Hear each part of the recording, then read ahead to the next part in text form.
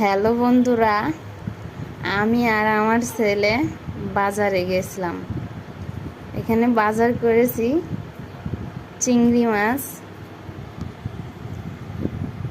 তারপর কই মাছ, করলা, পেঁপে, টমেটো, চিচিঙ্গা, ডাঁটা, লাল শাক।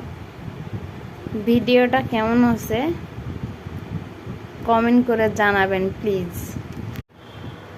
হ্যালো বন্ধুরা, আমি আর আমার ছেলে বাজারে গেছিলাম।